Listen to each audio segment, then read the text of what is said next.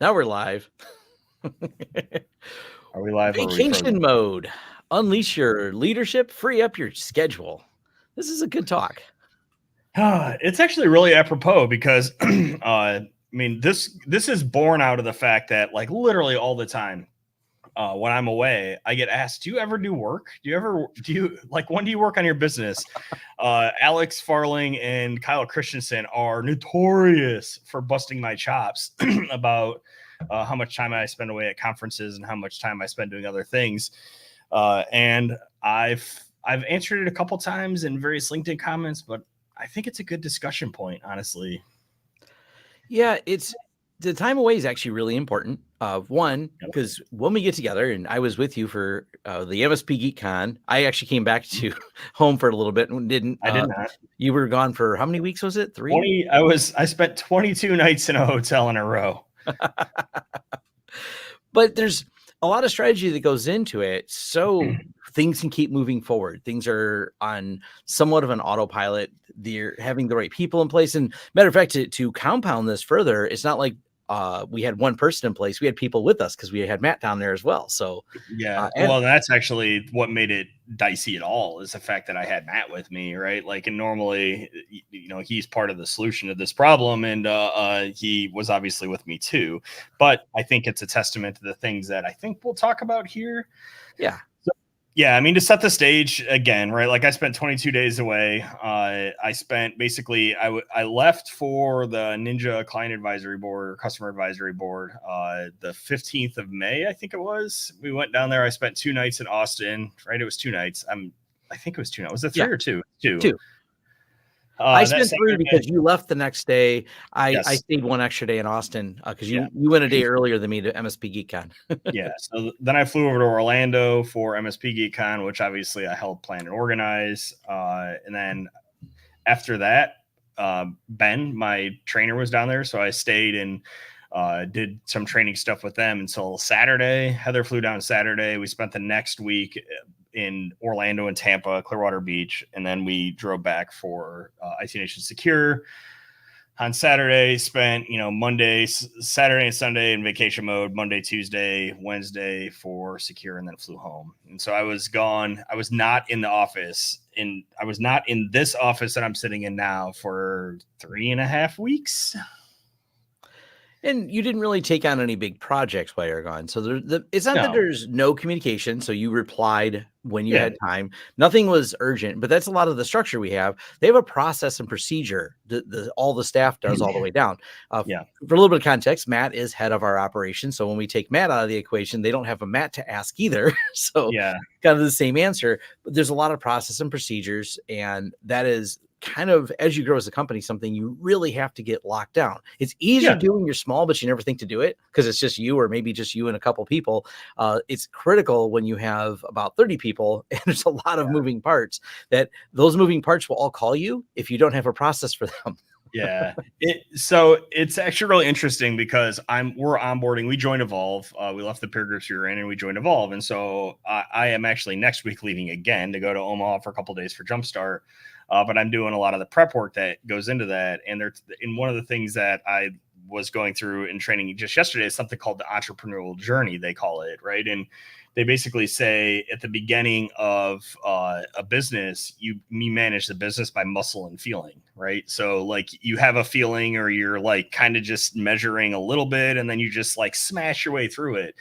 And that is very person and labor intensive, right? Like you can't go away, right? Like you constantly get called. And man, I spent years, literally years in that mode. And I imagine you never left that mode, Tom. Yeah. In a way, I did. I was able to take some time off here and there, but it is kind of especially as the content creator, I still have that mode now to some extent. The difference is no, people are angry, but it doesn't really matter when I don't get a video out. Yeah. Someone's like, that video you said was going to be done on Friday isn't. I'm like, yeah, it wasn't. Yeah. It's not critical. No, it's not. Yeah. I mean, it's, it used to be a badge of honor I wore, honestly. The like, oh, I can't go away. Those people, like, I'm so needed in this job that if I go away for a week, they're calling me. And, people wear that like a badge of honor. And it's not a badge of honor. That is toxic. It means that now you're the only person that can do that task, right? And it doesn't make you irreplaceable. I learned that lesson. So we can talk about that too. Like I thought I had 3 separate jobs that I thought when I quit that they would be screwed. In pro tip, they weren't. Yeah. Did it hurt? Yeah, probably a little bit. But they didn't fold, right? They didn't go out of business. They one of them had to divest some of the work they were doing because I was the only body that could do it. But like in the end, all the businesses that I left that I thought I was a linchpin of, they all survived. So, Well, I think kind of related when you said about being toxic, there's so much of this oversold entrepreneur hustle culture. I work 80 hours a week and I'm the most important. If one of the interesting things, and we have some European friends just in these conferences we go to, their attitude is a lot different than ours. And I think it's a better one. There's kind of a reason when you start measuring like happiness indexes that you find many of the Europeans who go, yeah, I have our holidays as they call them. And they're like, we get 3 weeks off and we do it. We take it all the time. Or I took a month off to leave my area. And we're like, wait a minute. That's like common for you. Like we're making a video about it from an American's perspective for sure about, oh my gosh, you left 22 days and some European already turned us off. Going, yeah, I do that all the time. I see that our count was higher and then it went lower, right? It's like, oh yeah, the Europeans are clearly like, oh, what the hell are these guys even talking about? Yeah. Yeah, it's the reality of it is that I've got the business to the point now that, and this happened by growth, right? Like this didn't necessarily happen by, well, no, that's not true. It happened 50% by growth, just getting bigger. You're forced to do this, and 50% by active wrangling on my part, right? Which is we have most of the things we do dialed down to processes and we measure many of them. Now we could be better at measuring, and Tom and I could go on a whole diatribe about like what we're measuring good and what we're not measuring good and a bunch of things there. Right. But we manage to those measurements. Right. So we've left now the muscling and feeling phase, and we're kind of in the like managing to what good looks like phase, which is what Evolve calls it. Right. Like we have we have targets that those guys hit, and and they are, they try to hit them even when we're not there, right? And they manage to those. And as long as I'm around in Slack, which is actually, honestly, 80% of my job these days is just sitting in Slack and answering shit. Yeah.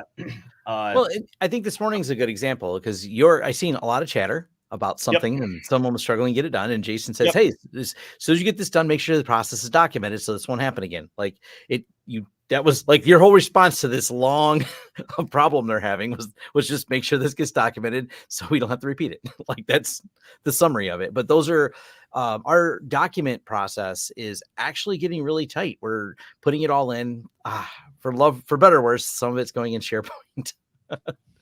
Yeah, so actually I made the active decision that the sales and marketing pieces of it, right, like are not going to live in Hoodoo. They're going to live in SharePoint because I really don't need to buy Hoodoo licenses for those team members. Like I already have a product I pay for. That's good at that. But yeah, some of that goes into SharePoint. Some of that goes in Hoodoo, right? So on the operations side, most of it lives in Hoodoo. At some point or another, like I guess one advantage of putting it in SharePoint is Copilot can summarize and surface it.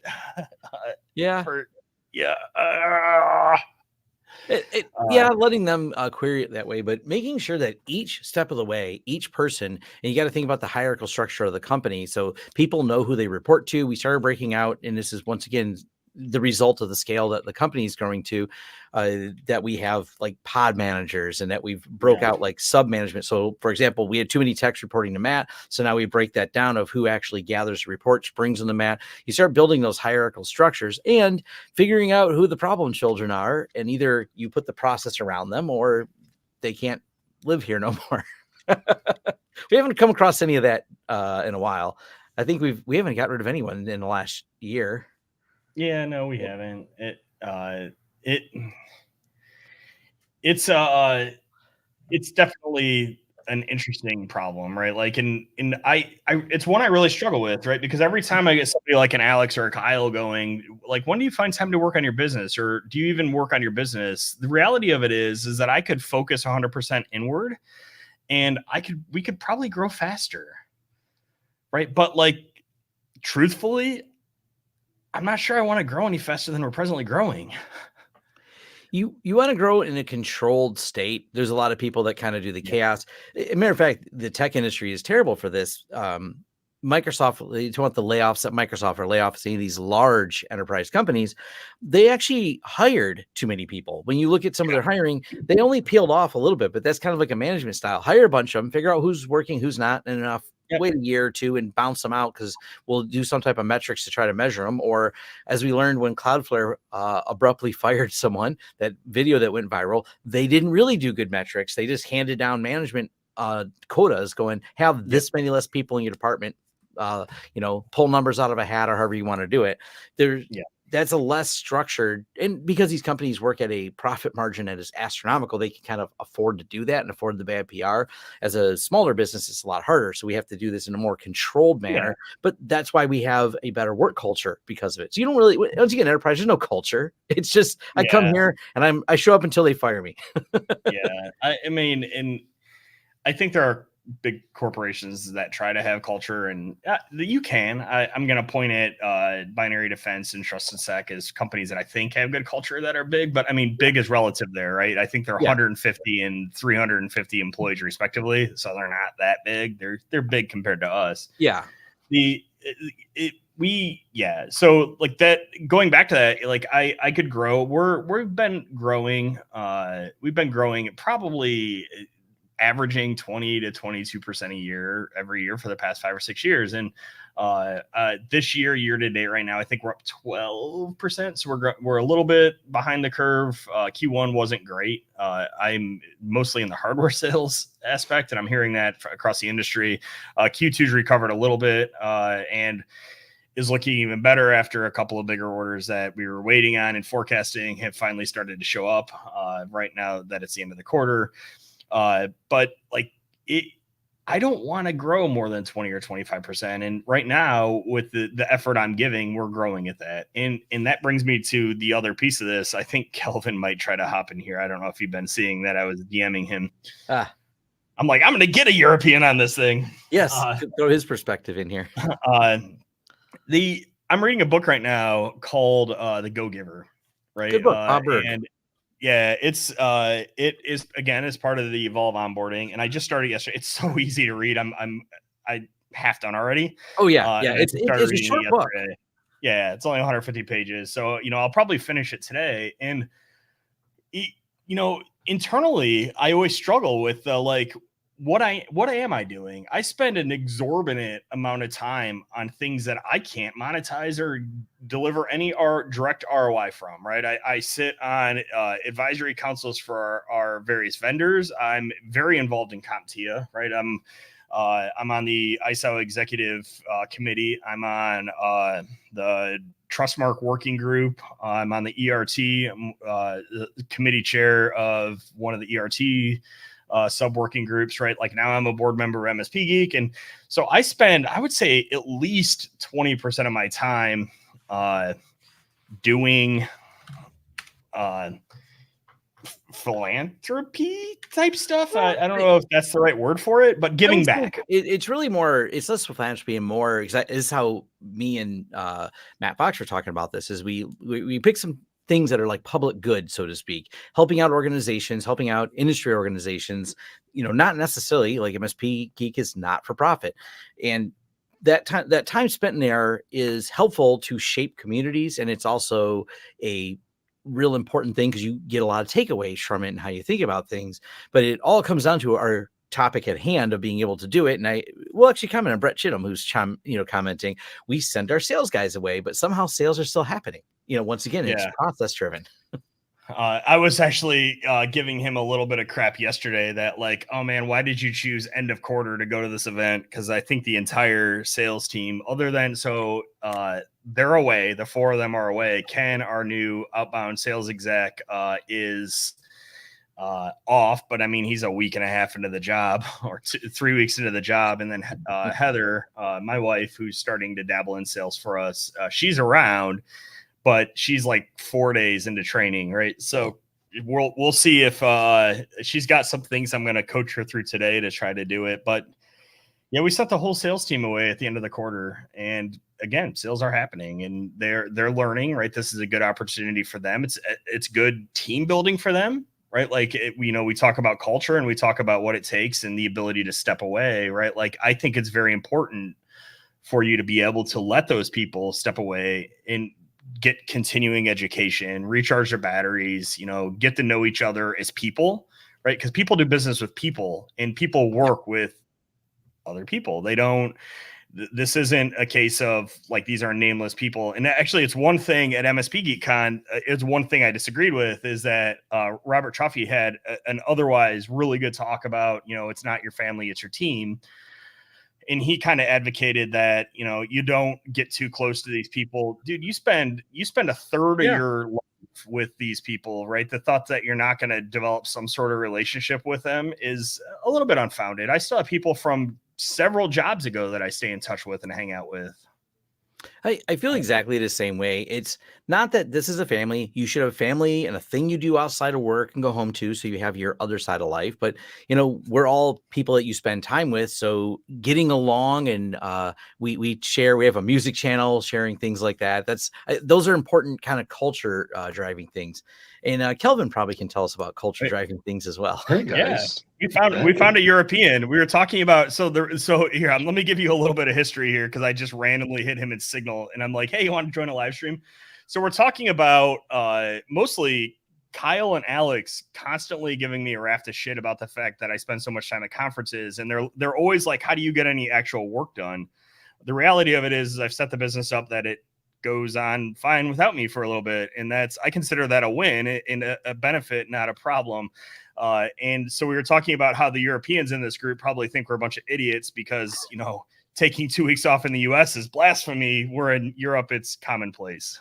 Yeah, absolutely. It's a huge culture difference. I mean, again, this is actually the perfect example. My CEO, Natalie, she's fantastic. She's currently on a month-long holiday in Indonesia. She just was like, you know what? Operations is running as it should be. I'm going on holidays for a month. As you should. If I tell that to my European or to my American friends, they're often like, a month? Like how does she afford? How many PTO days does she have? All those are questions that pop up instead of like, okay, awesome, let her enjoy her time. Yeah, I think Europe's ahead of us just so far on that because like I'm finally to the point where I'm taking the time and going on taking some vacations and taking some few days off and relaxing a little bit and not trying to work 12 hours every day for whatever reason. I think we got to take some cues from our European friends on this. One of the things that we've done, so we still have an unlimited PTO policy, although I've talked about winding it back because I think it's not as good for the employees. And just giving them a lot of time, right? Like starting at 3 or 4 weeks and going up from there. One of the things that we actually codified into our handbook recently is that we want everybody to take a block of days in a row off. I think I was arguing for a week. I think there were other people arguing that a week was too long. So I think we settled on 3 days, right? So like everyone is required at least once a year to take 3 consecutive days off. And the reason we do that is it's very important to me that we reveal processes and other things that we have a single point of failure on, right? Like I want to expose tribal knowledge that only that guy knows so that it can get documented and turned into a process, because until that happens, that guy is a risk to the business. Yes. Yeah, absolutely. And it's not just the problem that he is a risk to the business. It is that you are unaware that the risk exists until he is gone. And so it's this entire black box situation you end up in, not being able to say, I need to fix this problem, or I need to remove or mitigate this risk in my business. So that is absolutely a thing. We don't do unlimited PTO at my MSP because there's some legal things in Europe that you can't give people unlimited PTO. Yeah. You have to give them a set amount. But we always say that a minimum amount you need to take off a year is 25 days. And that is the minimum amount. 5 weeks. You need to take that. That is you can't So, culture thing. I believe that in Europe, people perform better at times because they're not as burned out with work Oh yeah. as other places because they're constantly involved in work. There's people that can still actually remove themselves from the company when they take a couple of days off. I personally can't do that. I am very much a guy that is always on, always involved in everything, even when I'm on vacation. But I know that many of my employees actually completely turn off, which is amazing to see. Yeah, I can't. I also can't turn off. I can't. I'm I constantly looking at Slack. Heather yells at Yeah, me. yeah, same. I think we're all kind of wired that way. All three of us are. But something I want to roll back to, like you'd said, Jason, you think of yourself as really critical to those businesses, but you turned out not to be as critical, and the business survived when you left. Kind of, I think that's a human nature thing to, hey, this is my task that I do. I'm going to hold on to it. I'm not going to tell my employer this is what makes me important to the business. But exactly like Kevin said, you don't even know what those risks are until that person takes 5 days off, and then the flappy thing that this person was stopping from flapping starts flapping, Yeah. and you're like, wait, what was this over here? Oh, that guy presses a button every day to make sure it works. Inadvertent dead man's clutch. Yeah. Basically what it is, right? Yeah. It's like and then you're running around scrambling, right? We had a little bit of that this morning, right? You know, you were talking about, I'll reveal a little bit more. We had a client that's got an extended power outage. We had some storms roll through here yesterday, and their power is not going to be restored till I think noon today, and they basically needed to call everyone that had an appointment today and tell them they were closed. And so the ask was, hey, can you spin up our line of business software in the cloud at your data center and pull the list of appointments and send me a list of phone numbers so I can call these people. And the guy that knows how to do it well, it's Matt, and his kid is sick and he had to take her to the doctor this morning, so he couldn't.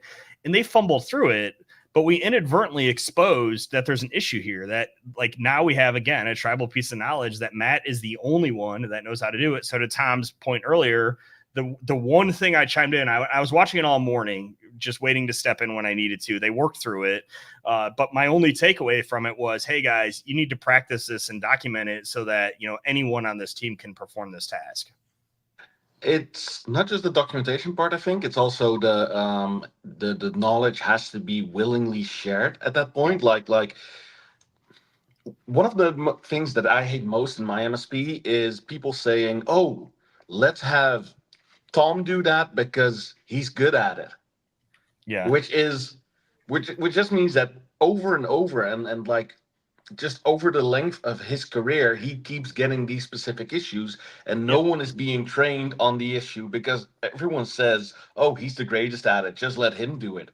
And you're sort Yeah. of generating more tribal knowledge by Yeah. allowing people to just say, Yep. you need to go to him because he's the best at it." Yeah, that's actually a really interesting perspective, because I mean, we're guilty of that, right? It's like we do try to assign a more junior person to kind of shadow the more senior person doing it. But like for me, and I have one particular, that scope project that still lingers on to this day because I'm going too far with this. I will have somebody that kind of knows how to do it, just beat their head on it and stumble through it. And you know what? If we go over budget on the projects as a result of it, chalk it up to learning and education. But you know, be willing to guide and coach them and step in when they're absolutely buried, as in can't make printing work right. Well, But I think that's important. Yeah, I think a good metric really is, into kind of Kelvin's point, your metric as a leader is how infrequently people come to you with unsolvable Yeah. problems, or as each one of those people. So you know that knowledge isn't locked up in just you or a broken process, and kind of go down the line where make sure you don't have one in particular person. It's always that linchpin. So that's probably a good metric to measure is there one person can only do a task? As long as that answer is no, you're doing it right. Yeah, I mean, so from, again, I think we've covered this before on this channel. Like as leaders, you know, we're in charge of, there's police cars. We're in charge of culture, right? Basically strategy, predicting the vision, and then managing risk, right? That's what we do as leaders, right? And if we're effective and we've done those jobs well, then a good chunk of our time should be working on the business. It should be doing strategy. It should be doing things that don't tie me to this chair sitting here at this thing, and the things that I do, I can do from anywhere, right? Like the strategy and the high level things that I'm doing, and watching where the industry is going, that happens at conferences. And admittedly, I like to go to conferences because I like to hang out with people like Kelvin. Yeah. But like there is a lot there, right? Like together, I'd like to think the group of people that I hang out with are doing good things for the industry as a whole. And if you do things, if you are charitable with your time, right, and you're willing to give to people, in the end, you make everyone better. In the industry, I am a strong believer in the fact that if you do that long enough, good things come to you. I think, Kelvin, you are the epitome of that. Well, I've always said that whatever I do, it's always seen as charitable, but it is at the same time very, very selfish. I Yep. want to run my business in the best way that I can, and by doing that is by being as open and um, um, as transparent as I can with everyone that I meet at conferences, at IT events, all of these things. Because at the moment that I do, the moment that I am sharing and pretty much burying myself, I'm actually getting so much in return. So I'm just Yep. being a very selfish leader, trying to grow my company by sharing everything that I know and getting the same back from other people. And we're doing the same on the YouTube channel because we get a lot of feedback and engagement from people we meet. There may not be a ton of people on the live stream, but in post, there's enough people watching this and then come up and talk to us at the events. Yeah, we get a lot of good feedback from it. And, the other half of that for me is that, like, I've said this publicly too, right? So here's my selfish reason. I view the immaturity of the MSP channel as the single biggest threat to my business, because either that immaturity is either going to force regulation, right, which is going to be bad for all of us. Bad for all of us. Because the big players will know how to they'll know how to manage the regulation. It'll be a lot harder for the smaller players. And admittedly, I think some of the smaller players probably deserve to get regulated out of business, but making it so only the biggest players can play isn't good for anybody.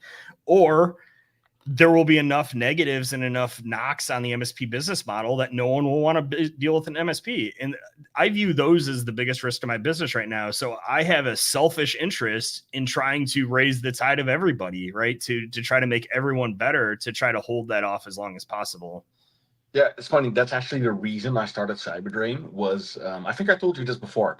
I went on Reddit, specifically the sysadmin Reddit, and everyone was constantly cursing about MSPs. Like, the service is terrible. These guys don't know what they're doing. They never automate anything. And that was the point that I said, okay, I'm going to start sharing all of my automations completely publicly with everyone in the world, to show you that MSPs are actually excelling at these things as well. It's just that there's a sort of IT poverty line, almost like the cybersecurity poverty line, that exists. And because starting an MSP is the barrier to entry so low, of course you get people who aren't as good as they should be. But by doing what we're doing, by sharing your knowledge and by having other people learn from what we do, you automatically raise that bar for everyone.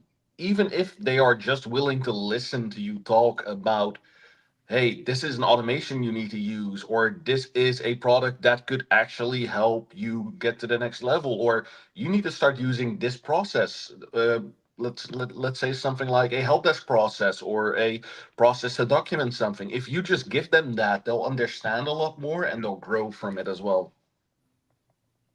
I'm very soapboxy when it comes to that. No, I am too. I mean, so Matt, Lee, and I are kind of doing the same thing on the security side, right? Like, I've given talks at GurCon twice now, basically poking at the first one poking at our MSP tool set and how terrible it can be at times, and asking the security industry to help make it better. And then the second one, like, literally the title of the talk was MSPs suck, but the world without them is worse. And we went over the MSP business model. We explained it to a bunch of the security people. We talked about what the actual problem is, right? Like, and part of me wonders, right, in both the /r/sysadmin case and in the cybersecurity case, are these people angry because MSPs suck, or are they angry because MSPs either displace their work in the case of the sysadmin side in some cases, or on the security side, they can't afford their product, right? So like MSPs aren't using Mandiant, right? They're probably not using Trusted Sec, right? Because the cost of one pen test or one engagement from those companies is more than some companies that I service entire IT budget for the year, right? Yeah. So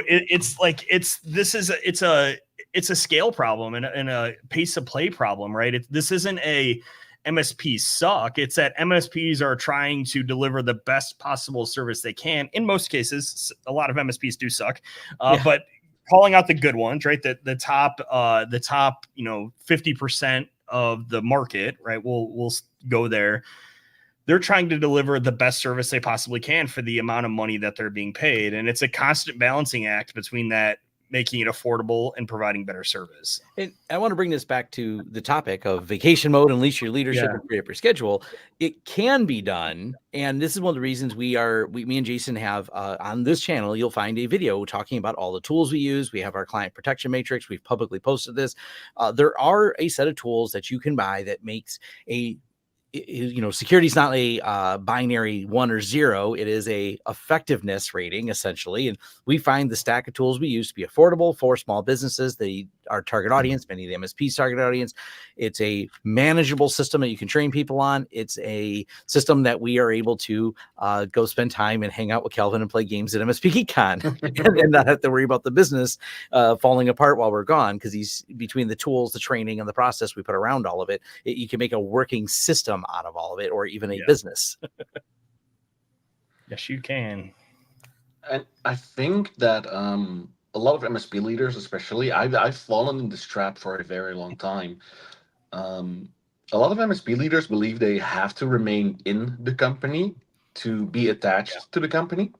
As a technical leader, I mean, you guys know how big of a nerd I am. It is so hard to let go of these awesome projects that you're doing and these things. For me, for the longest time, it felt like I was letting go of a part of my identity, and because of that, I had to remain in the business. But after being able to slowly let it go, and I'm still struggling with it sometimes, but after slowly having the ability to just say I am working on my business as a business, not as a technical person, it also became a lot more fun seeing the company grow and flourish. And I like being away from the business for long periods of time and coming back and seeing that there has been some form of incremental growth, and that's amazing. Yeah, when the business grows without you, that's the ultimate goal. Yeah. I mean, I too, I mean, I'm in the same boat, right? Like I suspect, right, Tom's up there, like he's probably second, but I believe I am probably the most technical guy in my company. Like I can solve a ton of problems. I know a ton about stuff, but you know what? I am the worst tech in our entire company. I suck at logging time. I suck at doing documentation, right? Like, because I grew up in a time period where like we didn't have to do any of that, right? And it's like I've never adapted. So yes, can I do the work that we're doing faster than anyone here? In almost every case. Will I do it in a way that makes the company better or makes the client happier? Probably not. And in most cases, I just end up being a bottleneck. So it's like, just do it without me, guys. Like, bring me in for the like one piece you're stuck on and do the rest without me. Cool. Well, we can let you get back to your conference. We pulled you literally out of a talk. You pulled me out of a talk, so I'm going to head back downstairs. It was fun seeing you guys. Have a fantastic stream. Yeah, thank you for the European perspective. No problem. We're all toxic. We're all toxic here in the U.S. on this work thing. See you later, guys. Bye. Later. Cool. I think we're 34 minutes in. I think we wrap this up now. Yep. What do you think? Yep. We wandered on the topic, off the topic, back onto the topic. So I think it was good. It happens. So give me your final thoughts on this and I'll give mine and we'll end it. It's really good because I was faced with even selling the company. Do I want to build all these processes? I know everything, the joke is I knew everything needed to be done, didn't want to do any of it. So that's actually why my path was to merge into there and make it Jason's problem. And you already had a lot of the problems solved. So it was putting my pieces into the process you already had. So yeah, I really feel that we've done a good job, and we still continue to do a good job at our leadership meetings, honing that, of making sure people are on task. And, I always participate in all of those, even though no one reports to me directly anymore, which is actually wonderful. So I won't lie, but it's good. Yeah. I mean, I do feel like most of the time we're moving in the right direction. And I think it's important, right? Especially the smaller businesses that watch this, it's gonna, if you're a 1 or 2 or 3 or even a 5-man shop, right? Like, you're still going to be in that mode where you're likely forced to, muscle and feel, right? It's like you're basically going to be forced to react and to do stuff. I would encourage you to not make a mistake we made. That mistake was, I fought documentation and process for a very long time. And because I've been in a lot of organizations where that process and documentation, it bit rots. And I believe that the only thing worse than no process or documentation is a bad process or documentation, or incorrect process and documentation. And so I fought it for a long time under the pretense that as we grew, we would build it just in time as we needed it. As it turns out, when you kick into growth mode like that, you often force yourself to be too busy to actually be able to spend the time on it to do it correctly. And the time to start doing it is now. Do it while you're small. Write down what you're doing. Just write it down on what you're doing. Make yourself a note on that document, right? Like last reviewed. Put a last review date on it. Once a quarter, spend a day going through all the documentation, and anything that has a last updated or last reviewed date of more than a year ago, read it over, see if it's still applicable, delete it, update the date, right? It's really not that hard to do. That helps put processes in place, and those processes will set you free. And that is my final thought. This is Absolutely. Technicalities. Yes. And we'll see you guys next time. We got 8 people. I just noticed, I looked over. Yep. See you later. Awesome.